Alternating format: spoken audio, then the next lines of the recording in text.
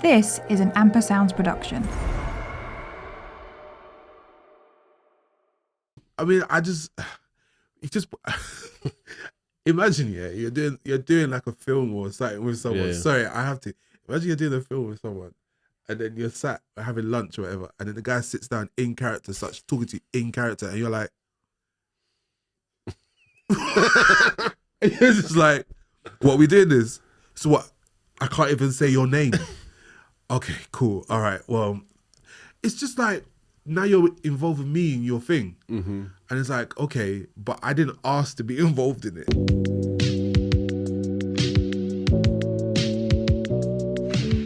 Hammed, welcome. Hey, welcome, man. Welcome.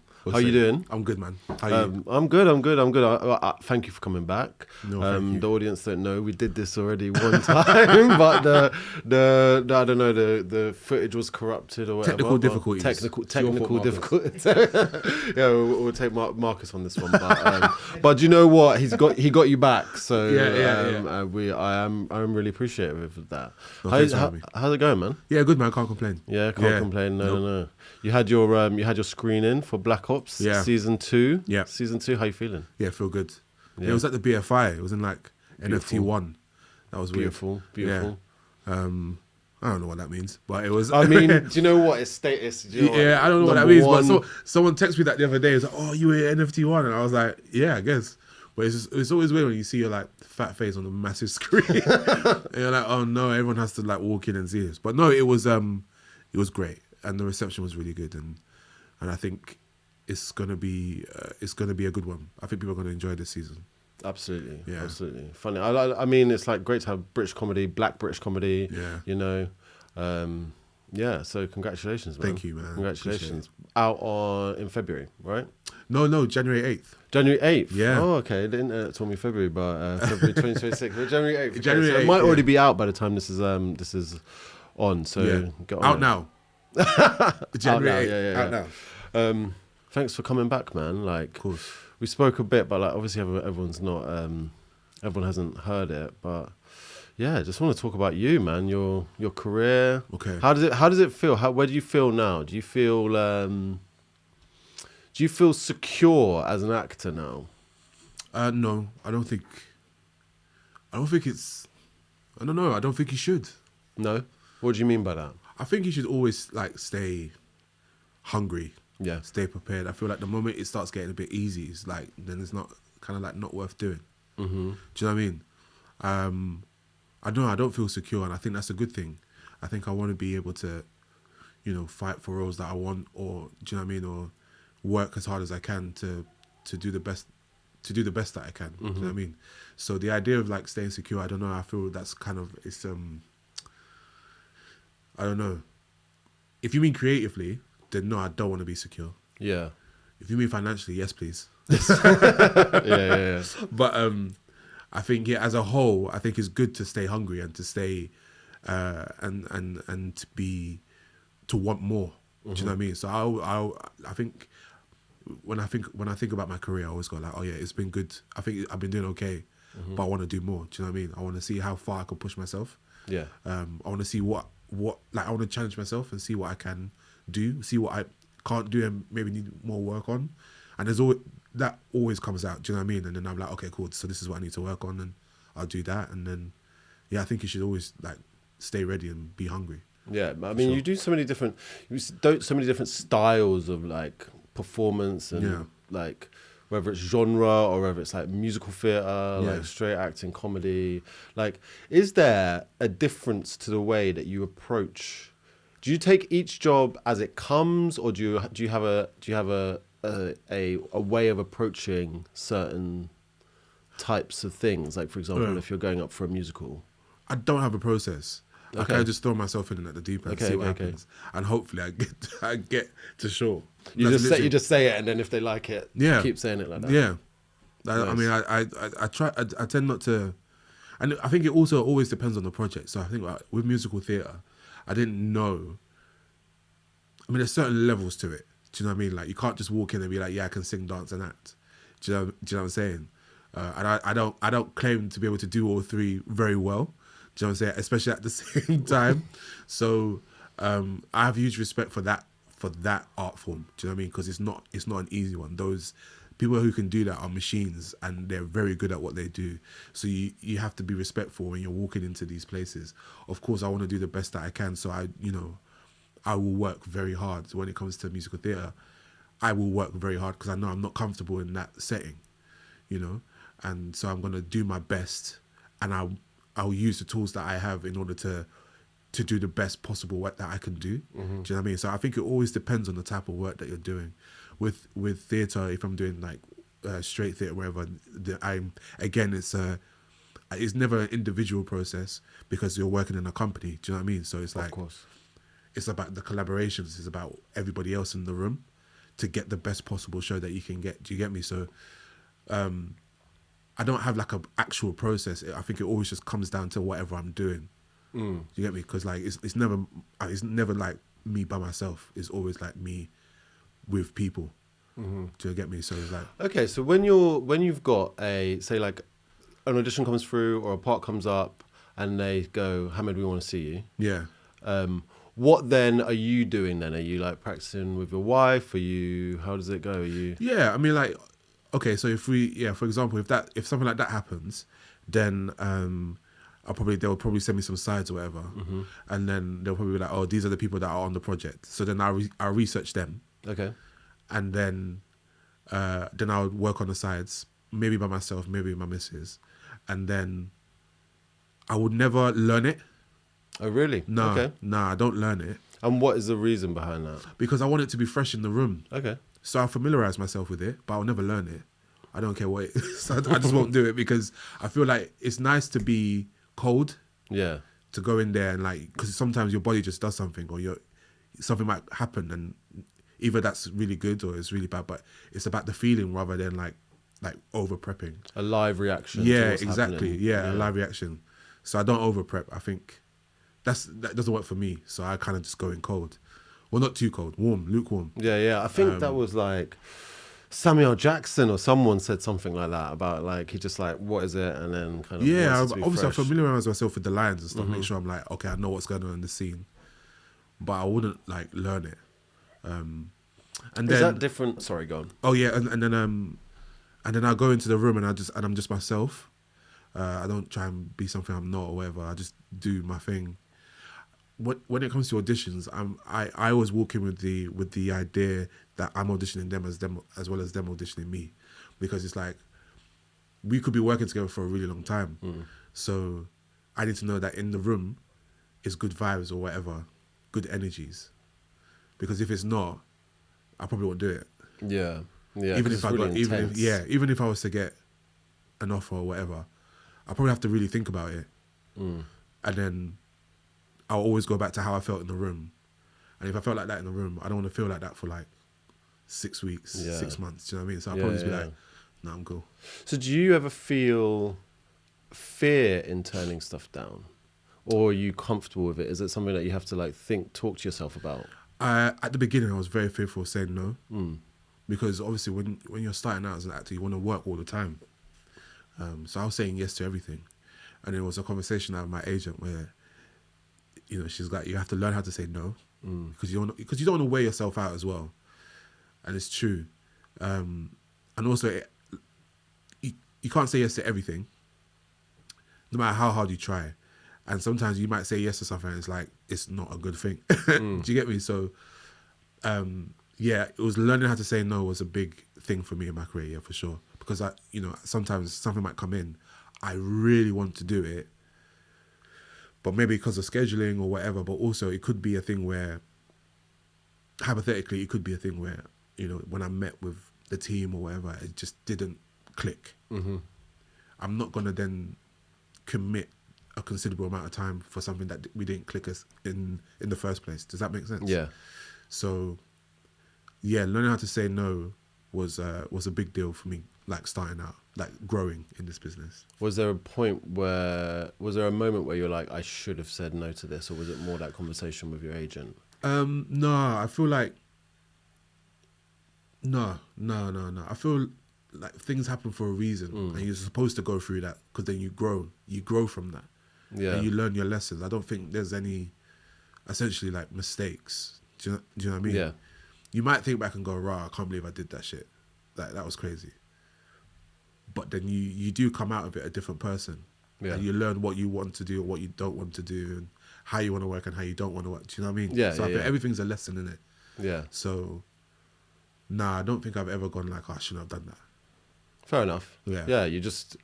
Everything is a lesson. I suppose Yeah. that's hard. Like, people say, oh, don't have regrets. And, like, I guess... Easier said than done, though. Easier innit? said Yeah. than done, but I guess it's kind of like, are you comfortable with yourself today? Then you needed every experience. Yeah. Going... I mean, there's been jobs where, like, I've said yes, Yeah.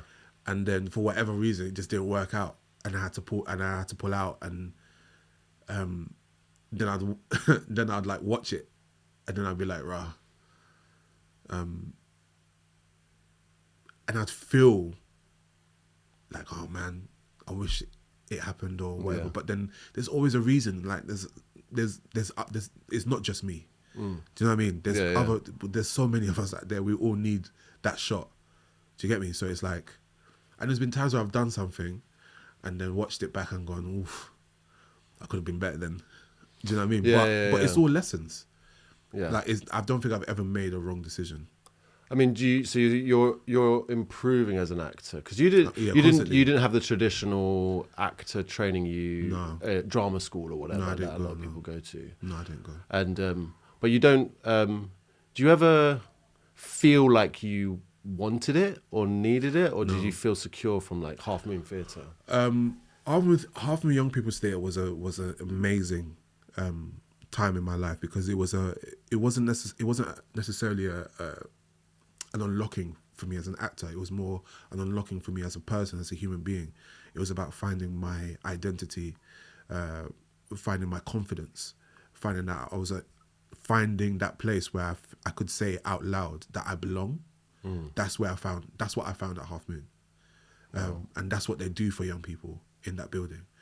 The people that work there, Bradley, who runs that place now, like they are building that place so it's a safe haven for young people. Like if you have a kid, you know, from toddler age all the way up until 18, you can grow there and you can develop a sense of self there and not feel scrutinized, judged, or any of those things. You know what I mean? Explain for the audience a bit more about what it is, Half Moon Theatre is. So Half Moon Young People's Theatre, it is a theatre it's essentially a theatre for young people. They do plays there, but they also do programs for kids as well. So they do for every type of kid, right? So from toddler age all the way up until 18 now. So I aged out at 16 and I was gutted. But essentially you do like these classes, essentially acting class with other people of your age but all from different places, you know, skin colours, creeds, whatever, it doesn't matter. It's just like you're in a room with a tutor and you're just having a good time. But what you learn there, or what I learned there, like personally, is how to be comfortable in my own skin, which is something that I feel for young people I feel like it's hard to be a young person these days because you've got to, I don't know, you got to find who you are very quickly, or at least put yourself with another group to stay safe. And I feel like with Half Moon, what they do is to go, don't worry about all that, just find out who you are here, and they do that through acting. So it's like a lot of improvisation, acting 101. Do you know what I mean? But it's not a stepping stone into acting. It can be. It was for me. I didn't know at the time, but it was for me. But it could be if you're like afraid of public speaking or being in a room full of people or whatever. It just helps you be more confident. It helps you with your confidence. It helps you with your self-image. It just helps you be comfortable in you. And that's what they did for me. And you know, I champion that place wherever I go because I think it's so important for young people to have the arts in their life in some shape or form. It's important because they need to be able to be okay in expressing themselves without scrutiny, right? And that's what the Half Moon does. That I totally agree, man. Like I think it's hard enough to be a young person as it is. Yeah. And right now we're in a world where like we're surveilling each other so much through like social media, through whatever. We're criticizing each other. We the idea we see what we're supposed to be through social media, and we don't have. There doesn't seem to be a lot of space to like be stupid or be just play a fool and find out who you are. Like, and the arts really do that, and it's been like cut to the bone for years, and it's not considered important. But like you said, so many people need personal people skills, speaking, talking. Like, do you see a big difference between the Hammed who went to Half Moon Theatre and left? Like, what was it that, like, who arrived there? Well, I didn't know how to talk to people. When I arrived, I was 10, 11, and I didn't know how to interact with other people. My social skills were terrible. And I think more because I was afraid, and I didn't know how to, I was just lashing out. Yeah. And I think what I learned at Half Moon was that it's okay to like, weird is fine. Weird is cool. Do you know what I mean? So it was that thing of like, there was so many people in my class, some of them who I still talk to today, where it was like, this is, you could do whatever you want here, and we're not gonna say it's a bad thing or it's wrong. Nothing that you do here is wrong, right? So we can write short stories or whatever, and we read them out to the class or whatever, and it's like, oh yeah, that's not wrong. You don't need to, we're not here to like note you. Just express yourself, right? And I was like, oh, okay, because that's what I did in school. My way of expressing myself was to disrupt the class. You know, were you a bad kid, or would you describe yourself as I wasn't a good kid. all the way through school? Yeah, I mean, yeah. I wasn't the greatest. I wasn't the greatest student, let's put it that way. I wasn't the easiest student to deal with. And my drama teacher at school was my like saving grace, because whenever I was struggling in maths or English or science, I can just go to her and her drama class, and then I can just like let rip, and then she'd let me do that.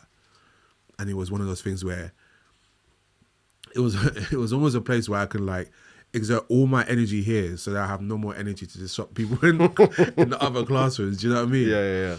Yeah. She was my saving grace for sure. And she was the one that she was the one actually that told me that I could do this as a job, and I didn't believe her. Really? Yeah, she was like, you could do this as a living. You believe her now? I believe her now. Yeah. When did you have a moment where you believed it? Where you were like, oh shit, this can actually happen? Do you remember that happening? Probably when I got into when I got my first job. Yeah. When I got my first acting gig, paid, I was like, oh, I'm an actor now. I'm doing it. I guess I'm doing it now, 'cause I'm getting paid to do it. Yeah. And I think I was just about to turn 18. So I was like, oh yeah, I'm an actor now. I'm here. Yeah, I'm a proper actor now. And then then I was like, then I learned what being an actor was really like. Yeah, but that's interesting, because some people will feel insecure until a certain point, right? Yeah. Or feel ashamed to say they're an actor. I don't know. Until... Yeah, I don't know if I was. I think I was telling people for the longest time that I was working in security. I was just chatting shit. What, instead of saying you're an actor? Yeah, or I mean entertainment. What kind of people were you telling that to? Just like people, just like friends social, about. Yeah. Why was that? Why were you saying that? Well, because I just maybe there was like a small part of me that didn't buy the fact that I was an actor, and then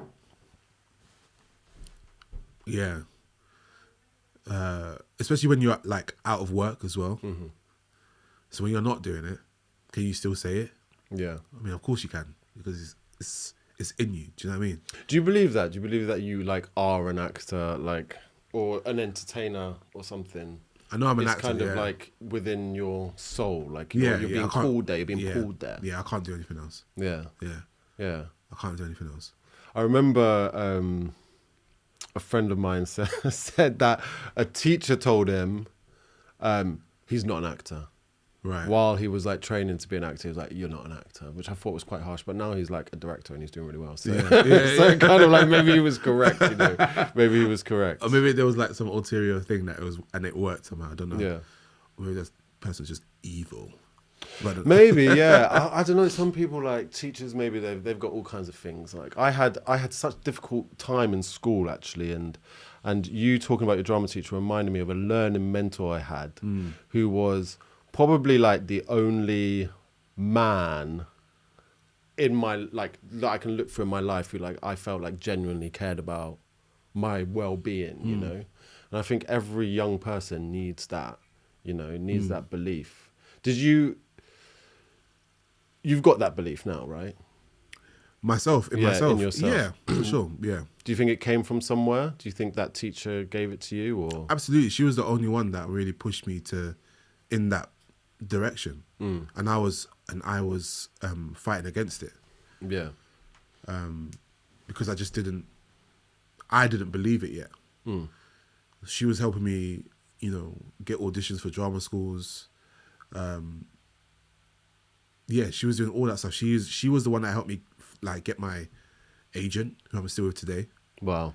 And even then I was like, no, because I didn't think it was from. I just didn't think that the industry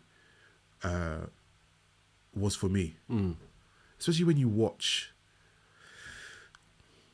films, or when you go to the theatre and there's always like a company of 20 and there's maybe like one black actor. Yeah. And then that black actor is like in the back. And then you go, okay, if I was to ever do it, that would be me. That's what I always thought. Or if you watch a big blockbuster film and like, or whatever, and the black guy always goes first. Yeah.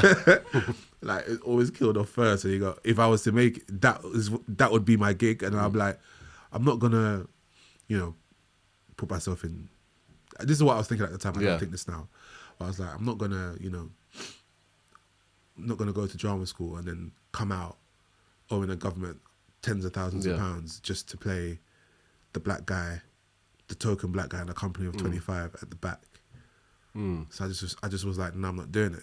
Just not doing it. And also at the time, you had your staples, right, who were working all the time, or you saw all the time. Maybe not working all the time, but you saw on TV and film all the time, that black actor that you always used to see. And back then, for me, it was it was like Will Smith, Samuel Jackson, Morgan Freeman, Denzel. Do you know what I'm saying? It was always those guys, and I think like those were the pillars. Those are the pillars, and I think for me personally, I was like, I'm never gonna get to that level. There's just no way. So yeah, I always just like to push it. But my drama teacher was like, no, you can do that. You can get there. And now I think I'm starting to believe that a little bit now. I mean, absolutely. And you're contributing so much to like Black British kind of canon and culture, you know. I think you touched on something. One thing that I remember, and we spoke about it a little bit before, was there used to be this thing in British media of one in, one out, you know. Yeah. There used to be one black guy that you're allowed, and that was the black guy that was on the things. And then when they kind of phased him out, there was another one. And that seems to have changed, you know. And I think Black Ops is like a big example of how that's changed. Like how there is like this dynamic kind of dynamic Black British media culture now that there wasn't before, or there was, but it was like trying to get through.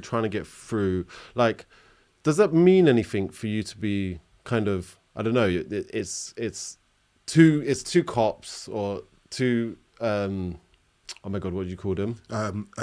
Community support officers in East London, and in a way you are representing your culture on the BBC. Do you know, like, have you ever thought about it like that, or? No, if I'm completely honest, no. Okay. I think from where I'm standing, I'm trying to work, man. I'm not trying to make history or anything like that. I'm just trying to work like everybody else. Yeah. I think the mountain that I'm trying to climb is maybe just like a little bit higher than everyone else's. Maybe. I don't know. What do you mean by that? Well, in terms of like my peers in the industry, my white counterparts or whatever, I feel like my mountain might be a bit higher than theirs in terms of like where I'm trying to get to. Mm-hmm. Maybe, I don't know. Do you have a clear vision of where you're trying to get to? No idea. You're just going, I'm seeing just going what with the the top flow. looks like. Yeah, I'm just going with the flow and see what happens. Mm. You can't. I don't think you can necessarily plan your career in this industry. You can try, but something always happens. Yeah. Where it will either take you all the way that way or all the way that way. I don't think there's like a linear journey in this industry. I don't think there is. I think there's so many twists and turns. You know, like for you, tomorrow you might get a call saying, like so and so wants to meet you for a coffee, and then you go, and the next thing you know, you're flying to LA, about to do a big. Like you just never know. Yeah. You never know. You know, I hear from people who were quitting. Wait, this is a story that I remember you talking about, where you were working in a bar, right? And you were like, "This is not me." Yeah. Tell us about that. Tell us about that time. So I had just come off a 6-month tour. I'd been working back to back for about a year. I did a play, and then I did the UK tour of that play and 2 films back to back. Nice. Mate, I was 18, 19. I was living it. I was living the dream. And then all of a sudden, bang, nothing. It was just dead. And I was like, what's happening? Ran out, I spent all my money.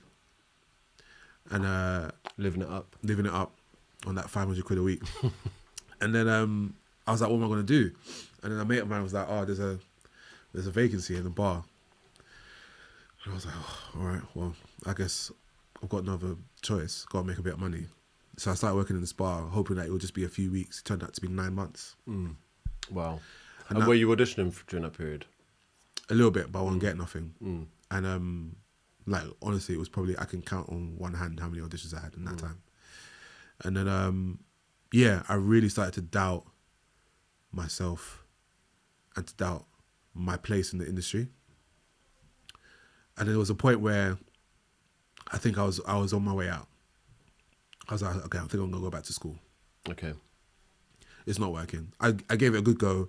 It was fun. I'm gonna go back to school. And then just when I started to make that decision, my agent gave me a call and was like, oh, there's an audition for this pilot and they want to see you. And I was like, great, I'll go in. I went in, went back to the bar. A couple of days later, my agent was like, oh, they want you for a chemistry read. I was like, okay, great. Went back, did the chemistry read, went back to the bar. Maybe like 4 or 5 days later, she gave me a call, was like, you got an offer. I quit that day.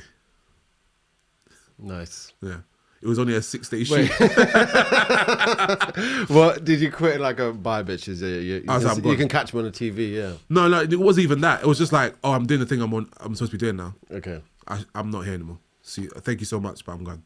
I quit that day. See, you said you were almost done, but like in a way, when you get the pull, you think you're always almost done. Yeah. But you're never actually done. No, and also I was so young then. Do you know what I mean? I was so young then. And it was that thing of like, when you think that you don't love that thing, but you really do. Yeah. And I was like, oh no, I hate that. I hate it. What a stupid thing to be in love with, blah, blah, blah, blah. And then all of a sudden they come back and he's like, yes, take me back. It was that. As soon as I got the offer, I quit because it was like, yes, because this is what I'm supposed to be doing. It was only a 6-day shoot. What was that show? It never came out. Okay, yeah. What was it called? It was for BBC Three. It was like this comedy horror thing, and I played. What was it called? Deadbeats. Oh, okay. The director was Al Campbell, and who's the girl from Trying with Ray Spall? This is what this is for, man. This is what this is for. Oh, is it? Yeah, we got this thing. Put it up. Marcus pulls it up. And then we can... With Ray Spall and... she was the lead. I don't think she'll remember this. It was a long time ago. It's probably like 2000. Esther was the lead. And I played... Yes, that's right, yeah. And I played her friend. So I was like the sidekick. And it was a thing... It was like... Do you remember that... It was like the British version of ghost whisperer, or like don't lie to it. You know that the woman who can see dead people and they have to solve their like murders. medium or something like Yeah, that. yeah. So yeah. So basically, she could see dead people, and then it was like we had to find out how they died so they can be at peace. Okay, But fun. she was like a young person trying to go through life, dating and all that stuff, and all. Do you know what I mean? So it was quite funny, and I played her friend, but it was just a 6-day shoot, and then obviously we were both like, oh, I hope it happens, and then we get the call. It's like we're not gonna, because there was another show that was about to come out that was quite similar. Well, I was just thinking, it reminded me of that. What was the one where like it was the flatmates and like one of them was a ghost? Oh, Being Human.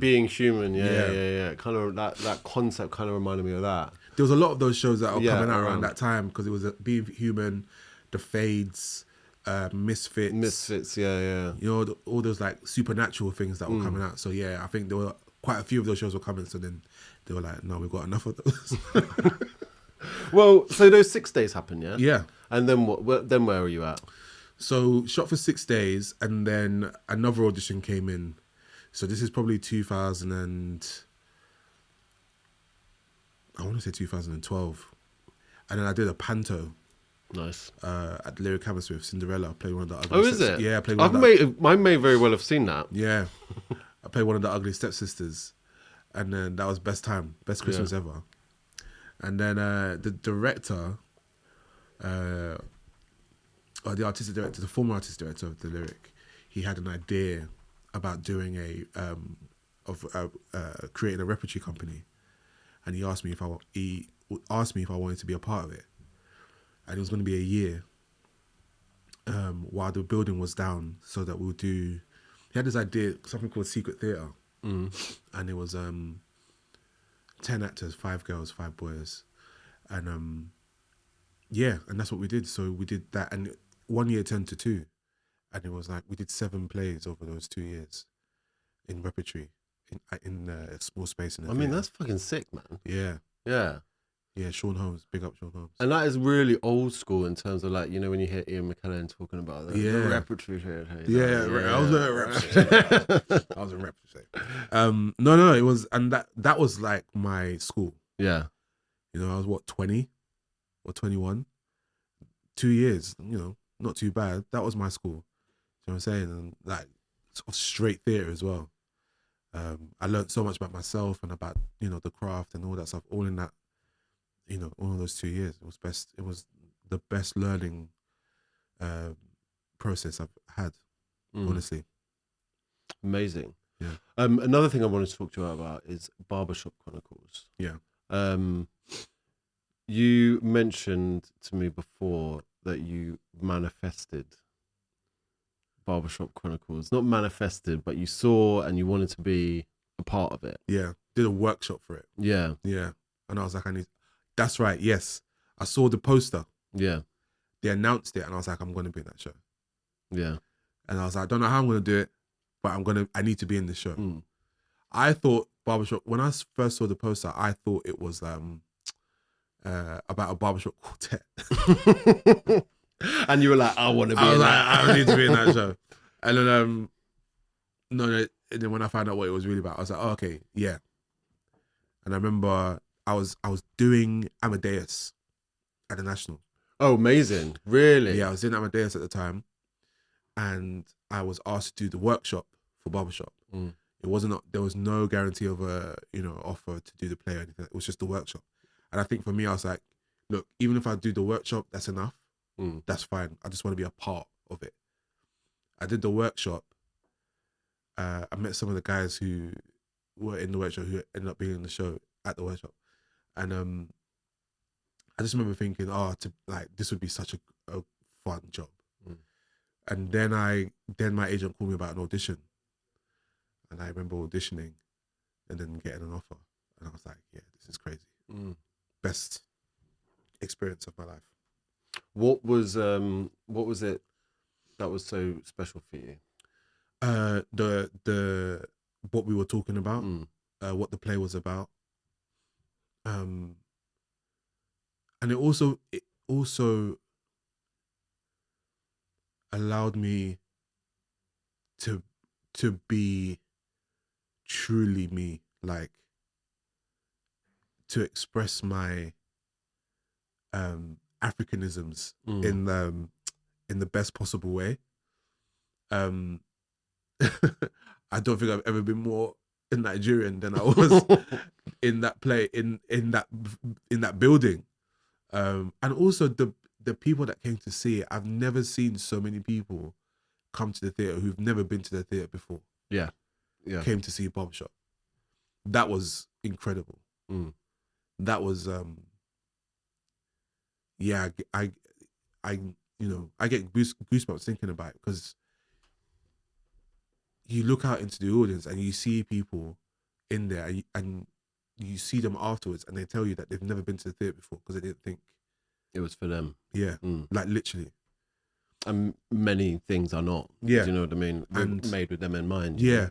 I'll never forget press night for Barbershop. There was a line going round the building trying to get into the door front.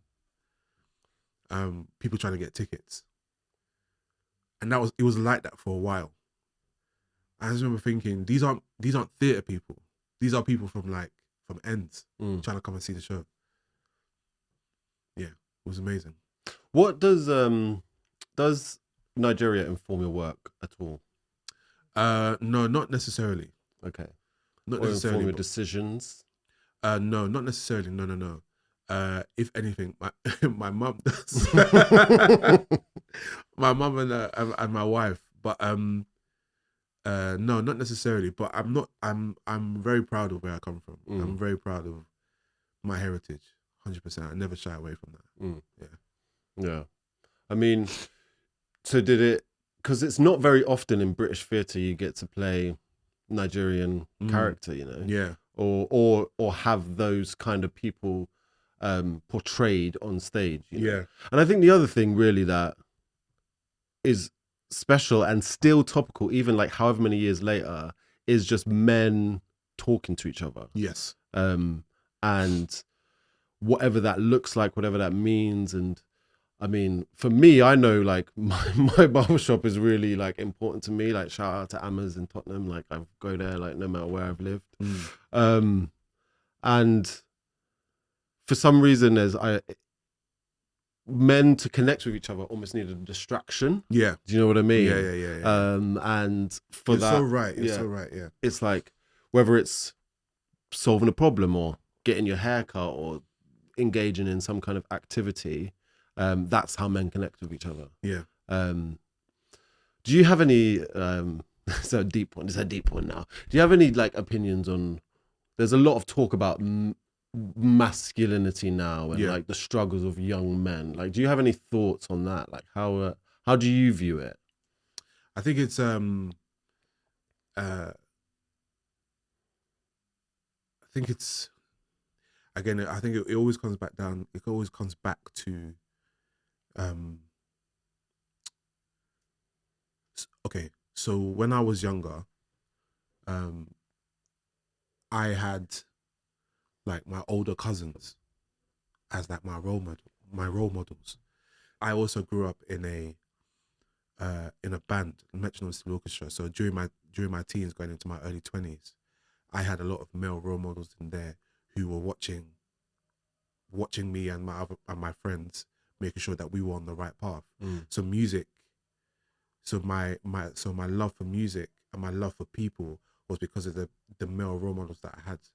Do you get me? Yeah. And I feel like what's happening now is that young men don't have those male role models or those father figures, and it's a sad thing, because we've got to watch over our young boys, because and let them know that it's okay. It's okay to be vulnerable. It's not a weakness. It's a valid emotion. You know what I mean? And I was taught that from the male role models that I had in my life. Do you know what I'm saying? Yeah. So I think what's happening now is, for whatever reason, social media or whatever, we're reverting back to this idea of men strong, fight, hunt. And it's like, yes, but we can also cry and show emotions. That's not a weakness. You know what I mean? Yeah. If anything, that shows more strength Mm. to be able to show those emotions. I don't know what's happening because I'm not gonna lie to you. I'm not well versed in that part of the world because I make sure I talk to my younger cousins and my younger nephews and make sure that they're good and make sure that everything's all right and like be respectful and know your place. Don't step out of line. Especially as young black men. But like, it's scary because I don't know how to. And I guess for me as an actor, doing roles where I've been really lucky because the roles that I've played have all been, because I do predominantly comedy, like I can afford to play those roles and then when young men come up to me and be like, how do you do that? I'm like, well, I do it because it's my job, first of all, but also because there's nothing wrong with what I'm doing. Do you know what I mean? Yeah. I had that a lot when I was doing Dream. When I was doing Dream at the Bridge, the bottom that I was playing was a sexually fluid character, and there was something quite wonderful and beautiful about that. That he didn't put himself in a box.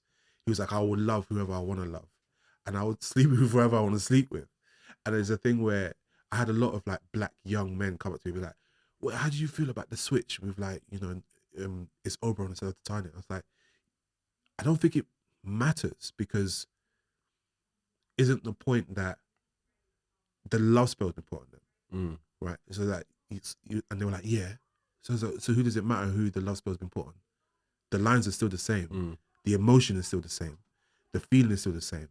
So why does it matter who the other person is? It doesn't, because all that stuff remains the same.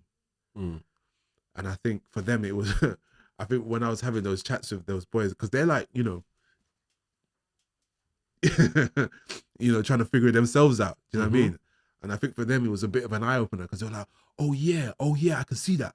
Yeah. All right. And I was like, but also because you're like, you know what it means to love somebody. Yeah. So does it matter if the other person just so happens to be? Yeah. Do you know what I mean? And that's what we were portraying with Dream.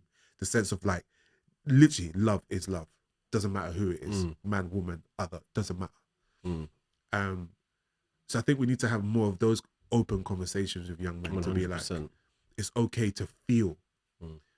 Don't have to be like, strong all the time. Yeah. I mean, I have a lot of sympathy for young men because it's my opinion that in my personal experience that a lot of it comes from fear, and that confusion, that vulnerability means weakness, and that if I'm seen as weak, then I become a target. Yeah. Right. And I can't be a target. And so this image is constructed of being tough, and which for me is rooted in fear.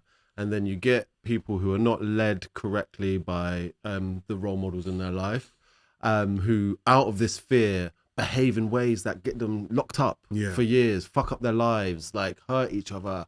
And it's all rooted in fear because they can't feel, so everything becomes anger. It's like, I can't cry, I gotta be angry. I can't, and I think all of that stuff, and I what you just said, I think is really beautiful to have a man like sit down and have these conversations with these men, because to them they're thinking, but your masculinity is being questioned. Yeah.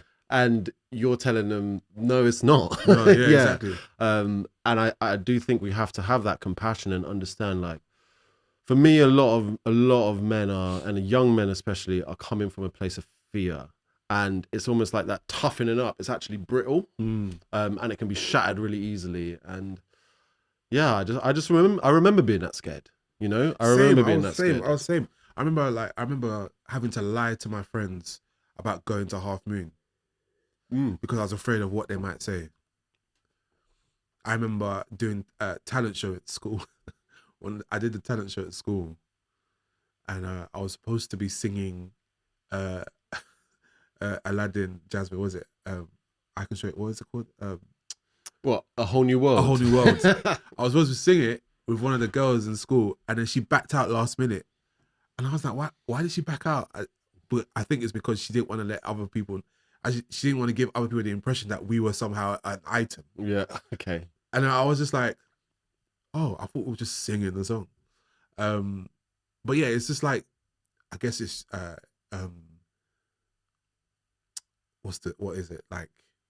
Image, self-image. It always comes back to how do people view me? Yeah, and it's like, I feel like that doesn't really matter because it's so fickle. It'll be one thing for a period of time, and then it will just disappear, depending on what you've done. yeah, but depending on what you've done, I mean, I just think people can have their lives like turned upside down by just trying to be too tough, and trying to like show off to people. Yeah. And like, I know people that have gone to prison for things like joint enterprise, which is like the whole group gets tried as if one person if one person commits the crime, the whole group gets tried. And because you wanted to be tough, and I don't agree with joint enterprise, like if I'm being real about it, but I've heard people say, you're in prison and you're arguing over like fucking fish and chips on a Friday, do you know what I mean? Because you want us to be tough. Yeah. And really, is it worth it? No, obviously it's not worth it. And I think, I don't know why. I was not a good kid. And I think, I was theatrical, so maybe that helped me. I was also not tough. So I didn't really have that. I didn't really have that option, but like so many people get caught up in this stuff, and I don't know, it's really sad, man. It's really sad. And I do think that black men get treated with a heavier hand in general, because I think maybe the perception of danger from people is higher. So they think there needs to be more brutality, heavier sentencing, whatever. And so it's really scary time. Yeah. To be a kid in so many different ways. Like, I just think if half of the shit that I did when I was like 12 or 13 was on like Instagram or TikTok, boy. Yeah, I know, same. I don't want that. Yeah, same. I don't want that. Same. But it's just, we just need to watch over our young people, and especially the ones in our lives more. And I know that's something that I'm definitely doing. So yeah, and you work a lot with Half Moon, don't you? I'm a patron there now. Yeah. That's beautiful. Yeah, because I think we can't really like be responsible for every single person, but we can be responsible for the people in our lives, 100%, in our community, 100%, and that's all we can do, really. All right, I want to talk to you more about your career. Okay. Another big turning point in your career was Wheel of Time, and what I'm most interested in is what for you is the biggest difference between working on sets in like the British films that you've done, or working in the BBC, and working on like an Amazon production. What is like the difference? Yeah, the biggest differences. What, Amazon got so much more money. As in like you went on holiday, nicer clothes. No, they just got. It feels like they just got a bottomless pit of money. Well, they do. Isn't it crazy to think that these streamers, like, what is it? Apple and Amazon, basically just have a streaming platform so they can have a streaming platform. They're not there to make money. They're there so Apple TV is on your phone or Amazon is on your TV. Do you know what I mean? That's why it's there. So they don't let Disney. And you're thinking, hey man, yeah. Hey man, look, it's look. I think doing the Wheel of Time and working on that show was one of the most one of the craziest experiences of my career. It was I think it was like 5 years in total, and from doing all 3 seasons, and it was being on a show that massive was unreal, for sure. It was. I mean, I was so blessed and so lucky.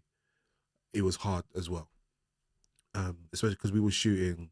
The majority of the work we did was during COVID, so that was really hard. Oh, really? Yeah. Season 1 and 2 were during COVID.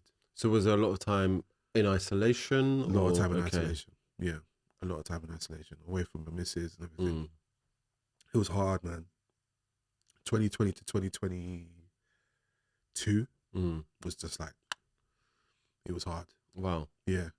And but I met like incredible people on it, and people who I class as family. And yeah, you know, I made like lifelong friends on that show. Does the size of the production affect how you approach something or affect the work at all? I think you have to, yes. I think you have to approach the work differently because, okay, so for example, I'm trying to be careful.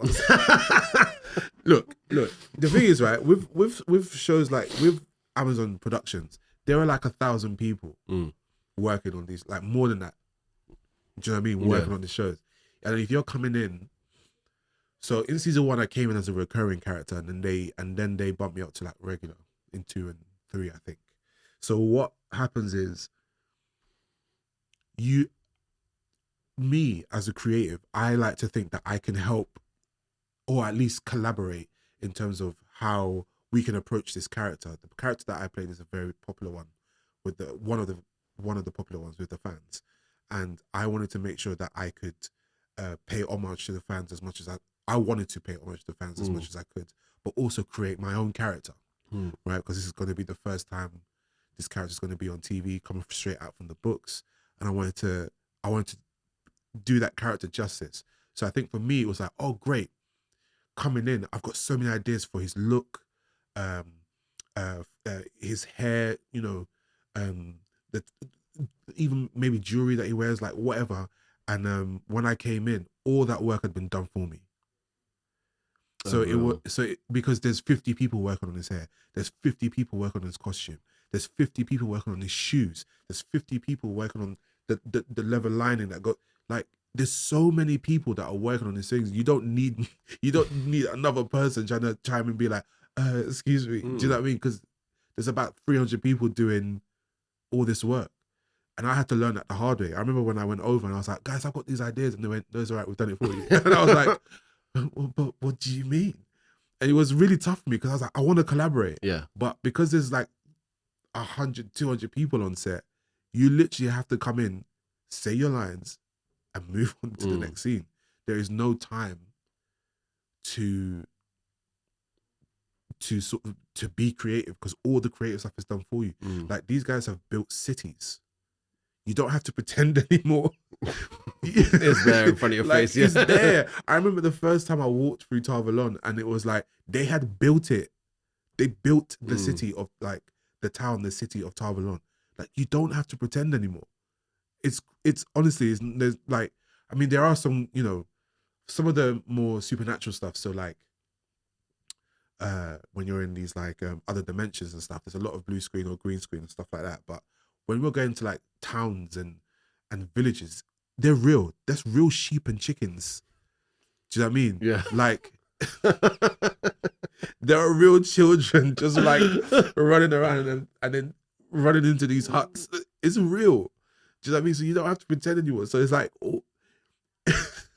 it's all done for you. So that was a massive learning curve for me, because with like, no disrespect to the BBC, I love you guys, but it's like you can't get that. Yeah.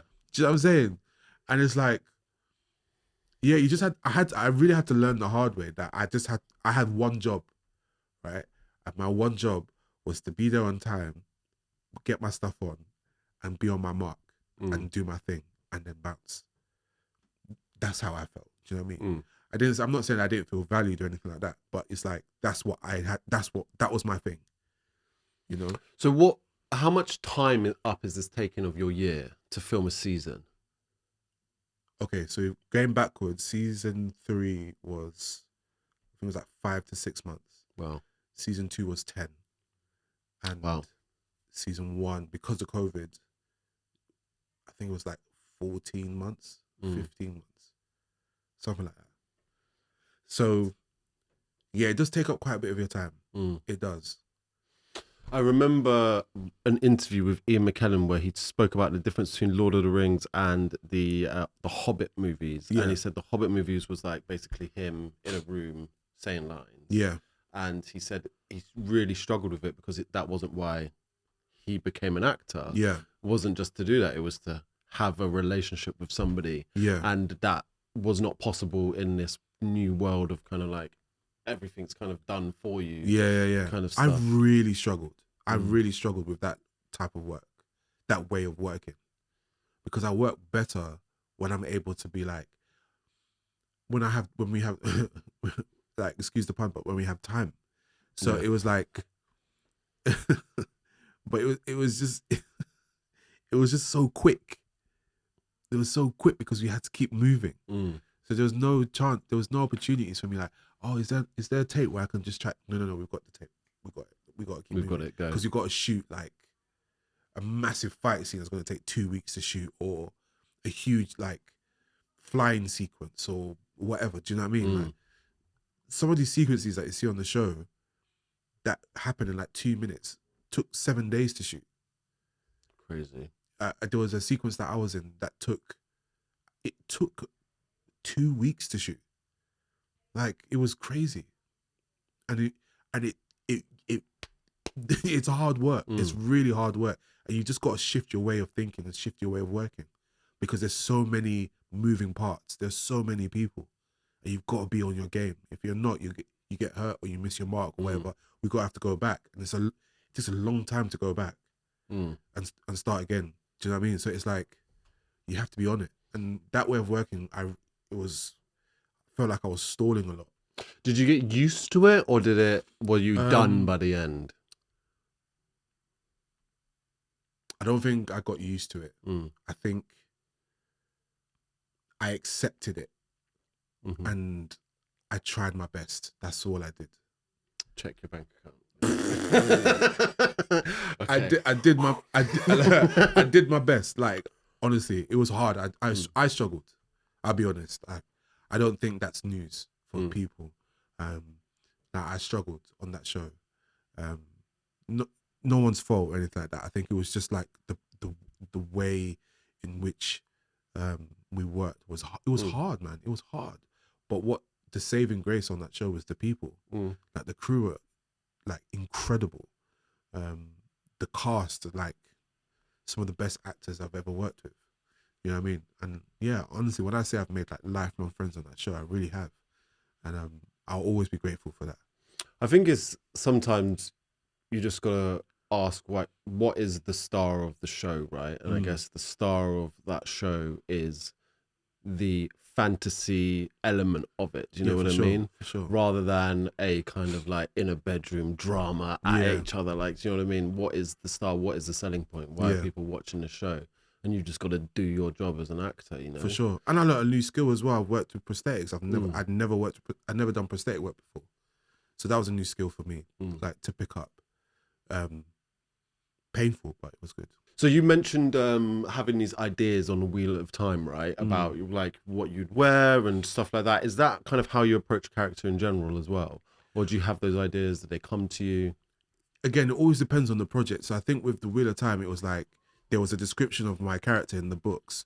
And so I was like, okay, let's go with this description, but let's kind of turn it a little bit so that it's like something that is for me. Do you know what I mean? Because I'm not a 90-year-old ogre or gear. So it was like, how do I make this version of Loyal me? So it's just about, oh yeah, okay, how do I flip it, essentially? But also stay true to the books.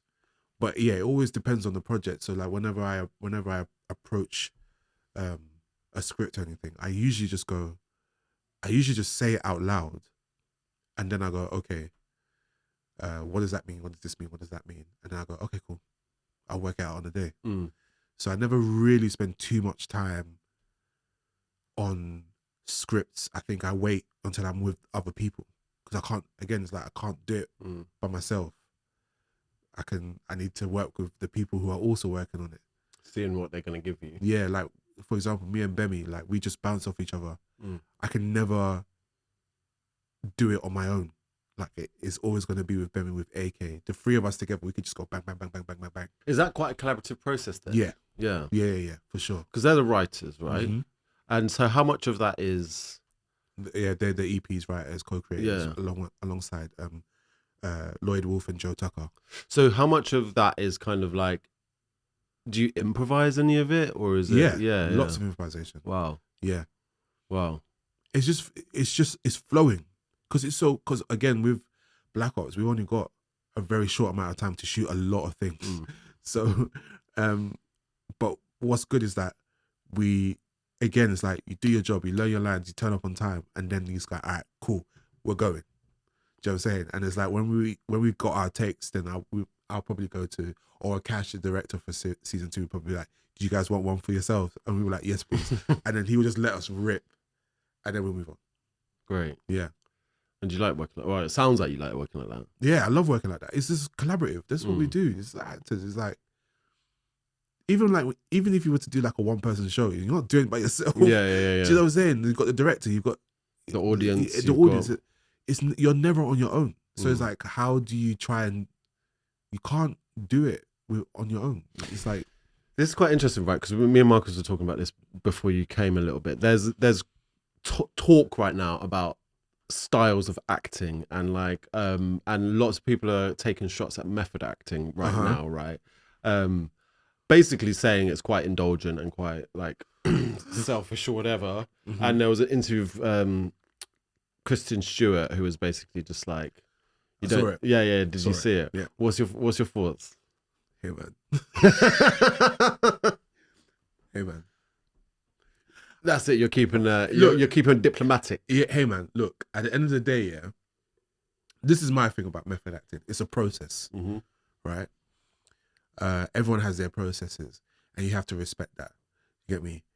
With method acting, all I say is, don't bring it to me. Like, keep it in there. Keep it over there. Like, do your thing, because I don't do that. Yeah. I think it's I think you're possibly overexerting yourself a little bit. However, if that's how you work, cool, innit? Like, you do your thing. I don't do that. But if you are gonna do it by yourself. Because I feel like that's a very singular process. Yeah. And I don't think that's a very collaborative process. And I work with people. I don't isolate myself. I feel like method acting is quite an isolated process. If you are going to do it, do it over there. Do it over there. So you're not dealing with James at like the lunch canteen, like still giving you... I mean, imagine, you're doing like a film or something with someone. Yeah. Sorry, I have to. Imagine you're doing a film with someone, and then you're sat having lunch or whatever, and then the guy sits down in character, talking to you in character, and you're like, and you're just like, what, we doing this? So what? I can't even say your name. Okay, cool. All right. Well, it's just like, now you're involved with me in your thing. And it's like, okay, but I didn't ask to be involved in it. I just feel like it's a bit isolating. Yeah. For me. Yeah. But again, like, if that's how you move, if that's how you operate in the business, like, if that's how you work, then by all means, man, do your thing. That's what you need to do to get the result. Absolutely. Yeah, for sure. But yeah, exactly. I think some other people might have a different process, and it's kind of putting your process above other people's process. And maybe your process is, I need to have a break. Hey, man. Have you ever worked with anyone who doesn't all that? Oh, can't. Man. You can't say no. Of course I have. Yeah, for sure. Look, yes. But I'm not going to say who, obviously. But yeah, for sure. And I said the same thing that I said to you. Like, I'll say the same thing to you. I said, like, to them, I said to you, like, do it over there. Because you're not helping me. Do you know what I mean? Like, we're supposed to be doing this thing together, but you're making it about you. So it's like, it just doesn't help me. Yeah. It's interesting because I think it is something that every young, particularly male actor tries, or not every, but a lot of young male actors try at some point to do this whole, I'm going to just walk around in character all day because I want to be like Marlon Brando, I want to be like Daniel Day-Lewis, you know what I mean? It's kind of like a, it is a kind of like, I'm going to show that I'm dedicated. And And like sometimes it's not worth it, and sometimes, well, whatever. Like I think there is something in what Kristen Stewart said about it being a bravado thing of, not saying the person who does it for their process, whatever, but like as a young actor, you're trying to like show people that you're serious. You're trying to show people that you can go for it in a way. 100%. Like when you're younger, you're trying to like. I just want to start off by saying I've never like. You've never done, because I honestly, I was just like, what? When you're young, you're trying different ways of trying to. You're trying different ways of acting, right? You're trying different processes and methods of trying to get to the point where you feel like you need to get to. mm-hmm. And if you feel like this method is what works for you, and then you go forward in your career like that, then cool. My thing is when you make it about you rather than everybody else. That's when I come against it. It's a paradox of being an actor, right? Where you are, a lot of actors are essentially self-interested, but have to pretend all day that they're not self-interested. Do you know what I mean? And it's quite a funny thing, right? Where how those two things kind of become like clash up against each other oftentimes, and it often clashes up when it comes to things like social issues, because actors want to be seen as being like really right on with social issues, but also don't want to affect their careers. Sure. And so don't want to be too risque. There was a funny thing, this isn't related to that, but there was a funny thing that I was talking to Marcus about. There's this interview with Bradley Cooper, who, as an actor, I like Bradley Cooper. Yeah, right? he's Actually, I like him. Yeah, but he was playing Leonard Bernstein. You know, he's playing Leonard Bernstein. Oh, in Maestro. Yeah, in Maestro. Yeah. And there was an interview of him on like Good Morning America, something like that, one of those ones. And he's surrounded by Leonard Bernstein's like children and grandchildren. Yeah. Right? Bradley Cooper has never met Leonard Bernstein, and he's sitting there in this interview surrounded by this guy's kids and grandchildren, crying, going, I really miss him. I miss him so much. And like the grandchildren of this guy is like consoling Bradley Cooper, because Bradley Cooper like felt like he really met him while he was like in the process of becoming this character. And I just thought, is there a sharper example of like an actor that's like too wound up in it, where you've got like the guy's children consoling you and you're crying about how you miss him? You don't know him. Hey man.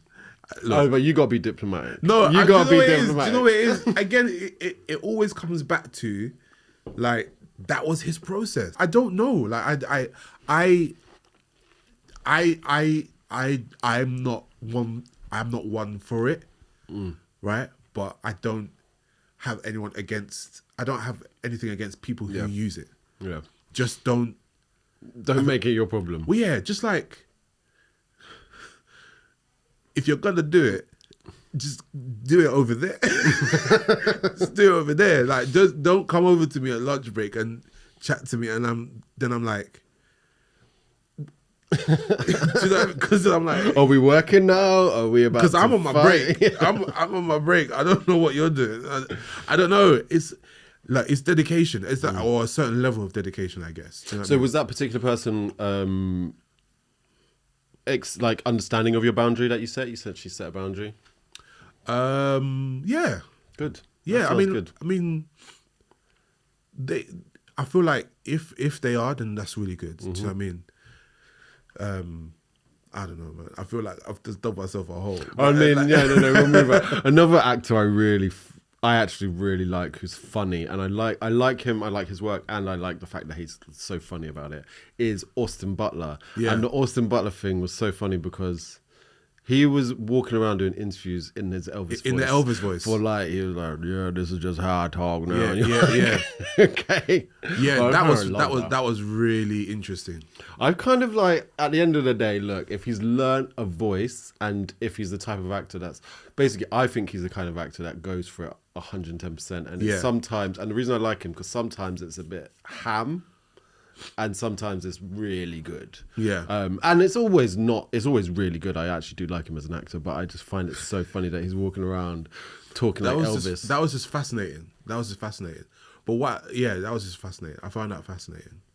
And he's also like a Hollywood actor, like to a T. Do you know what I mean? There's a different type of person. This is why I feel like I won't do well over there, because I would just be like, bruh, like, what we did. Like, I think like not everyone's like that, you know, and that's why I think it's happening right now, where there's a bit of more actors are like Kristen Stewart are talking about it in a way of like, this is a collaborative process. You know, it's not all about you. But then on the flip side, another actor we were talking about before, who's like doing this whole.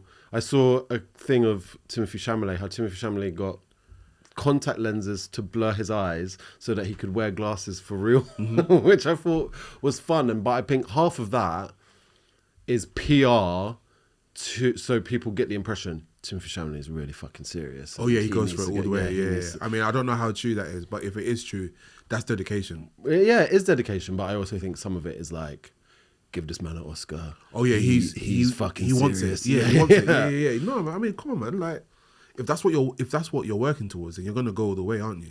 So, is it? It's not just. It's not just the fact that it's kind of like a massive production kind of vibes. It's also like the style of the way like Hollywood operates that you find daunting, or I just think the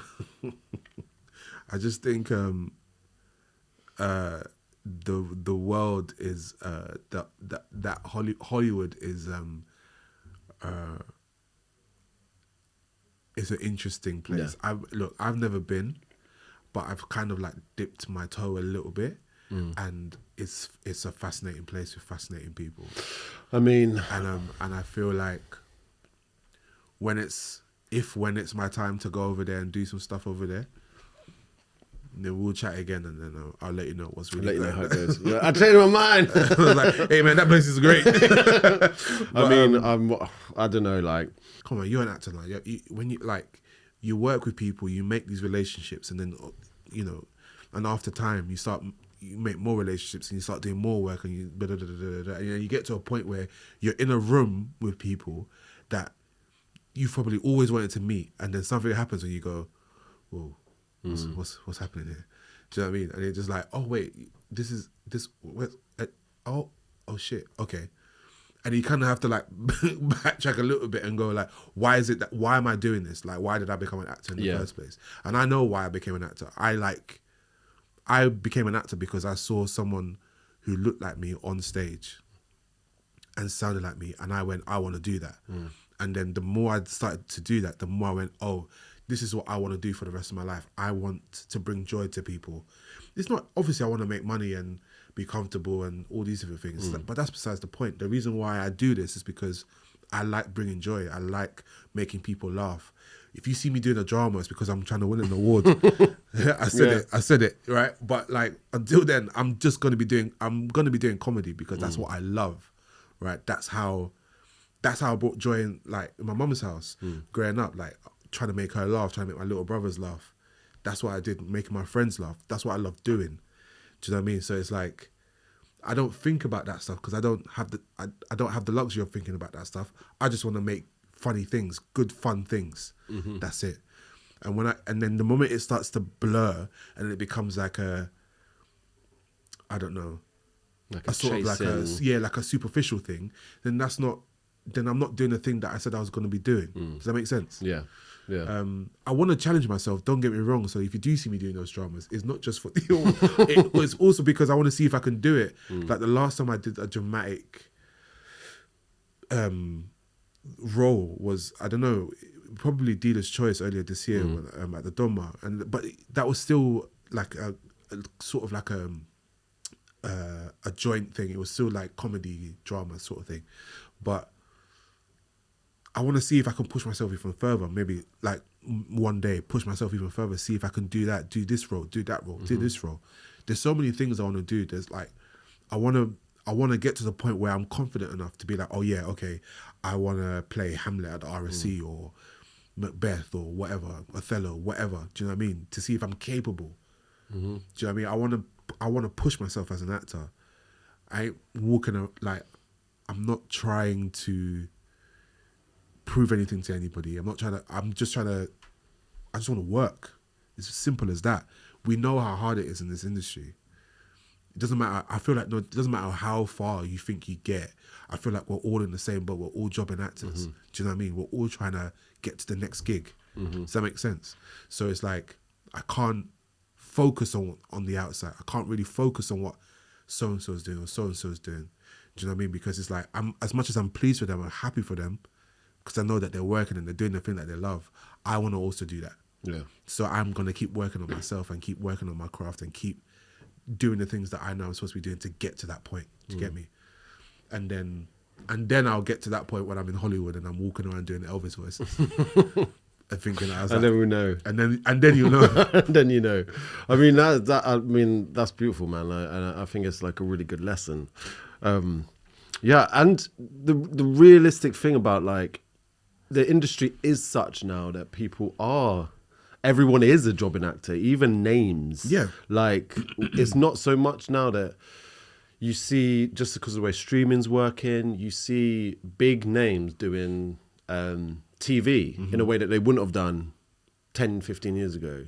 Or you see big names doing theatre, smaller theatres. I've got friends that do like R&Ds and workshops and stuff. And he said, like, big names are doing R&Ds now just so they can be in the embryo of a show to make sure that they're part of it.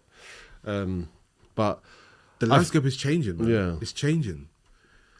And it's just about everyone, like I was like, everyone's in the same boat now, man. Like, no one's up here and everyone's like, that level of hierarchy doesn't really, I feel like it's kind of dissipating just a little bit, because you're seeing all these, like you're saying, you're seeing all these big names doing theatre. Like, what's my man from Star Trek?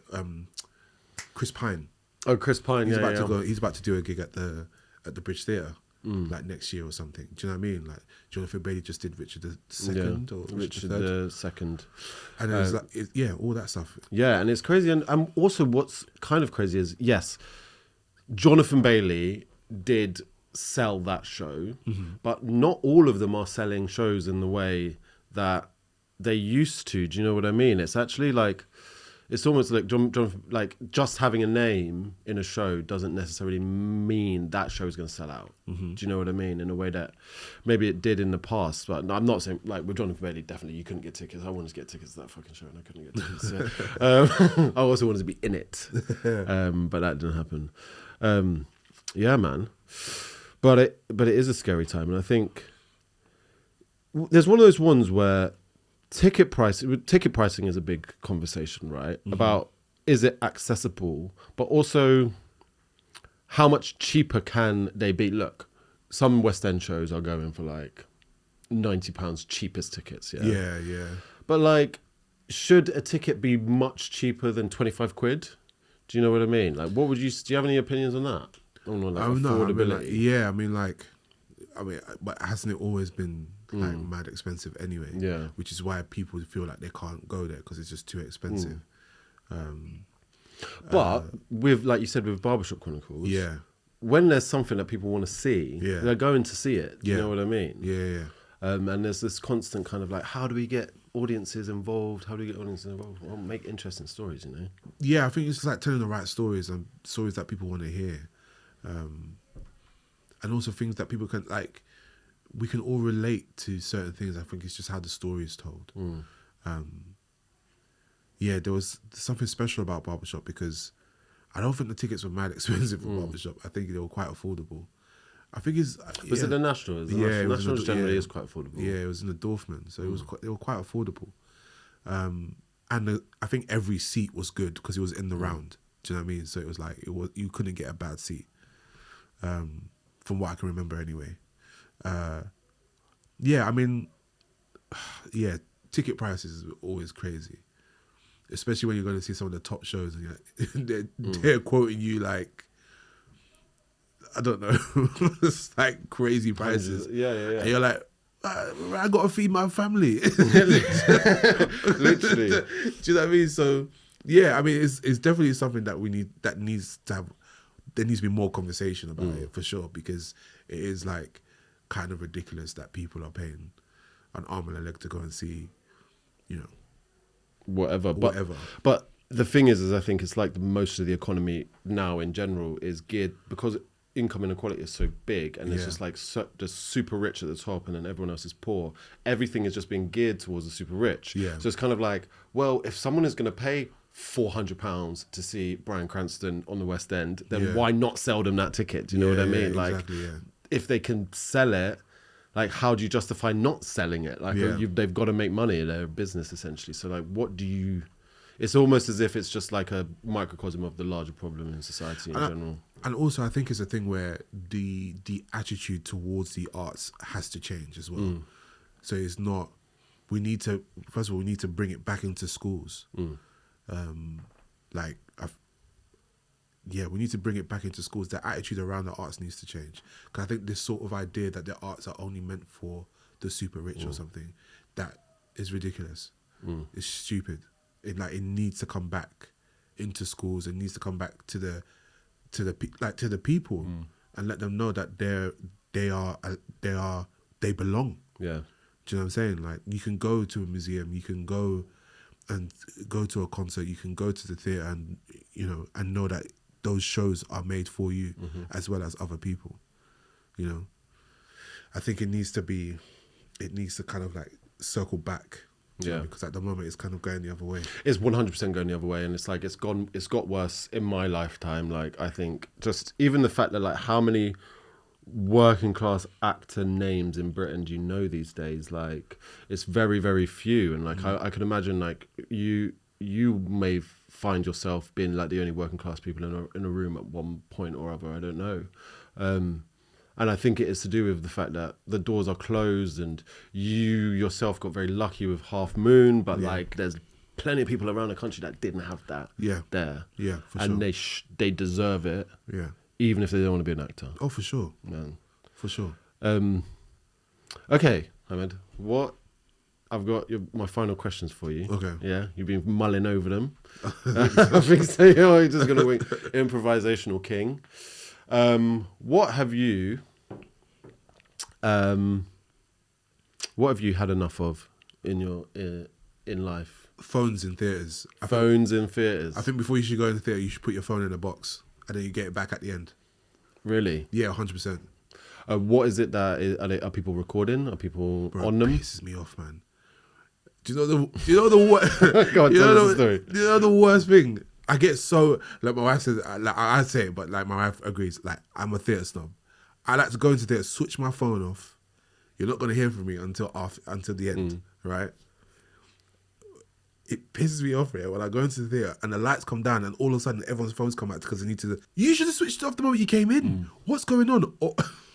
Or like Apple Watches or like smartwatches, right? And the lights come on. It's like, why haven't you put it on theatre mode? I know every smartwatch has a theatre mode. Turn it off. It pisses me off. It infuriates me. It happens in the cinemas as well. Yeah. The lights come down, and then they've just done the announcement. Don't disturb anyone. Turn your phone off. And someone's just there like, I'm like, what? It's so disrespectful. Mm-hmm. If it was up to me, ban them. If I was the king of theatre, you may well be seen. Hey, if it was up to me, before you walk into a theatre, you put your phone in a bag, and then you get it back at the end. I mean, they do it for some things, man. They do it for some things. They do it for comedy shows. Yeah. They do it for comedy shows. What if you're going into They give you a little bag and you put your phone in a bag, you zip it up, and then you can't open it again. I'm trying to think. I saw a Little Life, and they gave a sticker on the camera. I guess that was to not record it. But fair. Yeah. But even that is just, why are you doing that? Just like, put your phone away. Yeah. Put your phone away. I know, like, they even got those like glasses with cameras in them. It's getting worse, man. They're gonna have contact lenses. They're gonna have chips in it. It's gonna get worse. It's like, what? Like, get rid of phones. Okay. In theatres. And what can't you get enough of? Theatre. I know all my answers are theatre based. Yeah, but that's what you're here for, man. Can't get enough of theatre, man. I can sit and watch plays like always. Have you got any recommendations? What's on? I really want to go and see All My Sons. I really want to go and see All My Sons. I missed Hamlet at the National, but they're doing the NT Live, so I'm gonna go to the cinema and see Nice. that. What else? There's so many. There's so many things I want to see, and also like musicals I didn't catch because I was busy, or whatever. So, Cabaret, really want to see that. The Kit Kat one. Have you not seen the Kit Kat Club? Yeah, I haven't seen that. Have yet. you not seen it No. yet? That is actually really good. I really want to see that. I really enjoyed it. I really want to see. There was another one in my head. I've lost it. Oh, The Producers. Oh yeah. Yeah. Another one of your. You're in The Producers, right? I was, yeah, a long time ago, and yeah, man, I just can't get enough of the theatre, man. I love the theatre. I love the art form so much. Yeah, it's so good, and I can't recommend it more. Like, it's just go to the theatre just one night. I promise you fall in love with it. It's just so amazing. Just watching people work, watch people like really work their asses off for like 90 minutes to 2.5 hours. It's so rewarding, and it's so it's such an incredible experience. It doesn't matter what you're watching. I think it's just an awesome experience from like the smallest theatres, like above a pub or something, like Theatre 503 or King's Head. Like sometimes you might just see the best stuff. Yeah. Honestly, you might just see the most incredible like ideas and workings from someone's head to then when you go to like Victoria Palace and watch Hamilton, or do you know what I mean, or Wicked or whatever. Do you know what I mean? It's just like, it's just such a wicked, amazing art form. And it's so much fun, and you learn so much. Even like from an actor's perspective, you're learning as you're watching. I will never stop going to the theatre. I always say, if theatre paid like TV and film, I'll just be doing theatre for the rest of my life. 100%. I mean, yeah. I mean, I'll do it now, but my agent won't let me. My wife wouldn't let me. Are we going to see you on stage in 2026? I hope so. I hope so too. Thank you, Hammed. Thank you. Thank you very much. Cut.